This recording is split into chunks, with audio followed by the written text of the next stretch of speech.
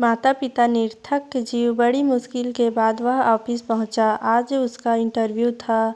घर से निकलते हुए यही सोच रहा था कि अगर मैं आज इंटरव्यू में सफल हो गया तो पहली फुर्सत में अपना यह पुश्तैनी घर छोड़कर शहर जाकर रहूंगा। माता पिता की रोज रोज की रोक टोक से तो जान छूटेगी।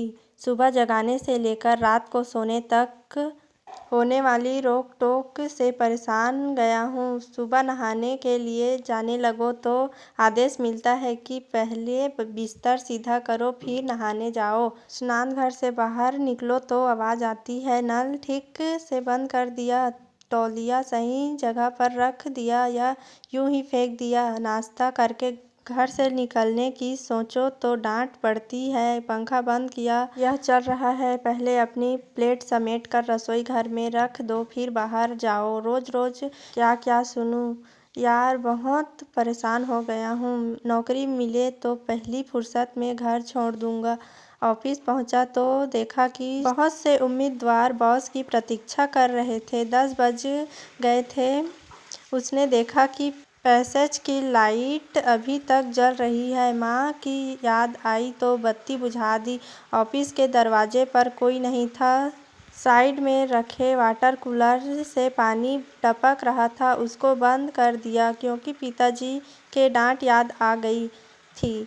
बाहर बोर्ड पर लिखा हुआ था, इंटरव्यू दूसरी मंजिल पर होगा। सीढ़ियाँ चढ़ने लगा तो देखा कि सीढ़ी की लाइट भी अभी तक चल रही है। उसे बंद करके आगे बढ़ गया। बीच में एक कुर्सी आ गई तो उसे साइड में कर दिया ताकि किसी को ठोकर न लगे और आगे बढ़ गया तो देखा कि पहले से बहुत से उम्मीदवार अंदर जाते हैं और जल्दी से वापस आ जाते हैं। मालूम करने पर पता चला कि वह सिर्फ एप्लीकेशन लेकर कुछ पूछते नहीं हैं, वापस भेज देते हैं। मुझे डर लगने लगा कि पता नहीं अब मेरा क्या होगा। जब मेरा नंबर आया तो मैंने अपनी फाइल मैनेजर के सामने रख दी और सारे सर्टिफिकेट और कागजात देखकर मैनेजर ने पूछा, कब से ज्वाइन कर रहे हो? उसका सवाल सुनकर मुझे ऐसा लगा कि कहीं यह मुझे अप्रैल फूल तो नहीं बना रहा।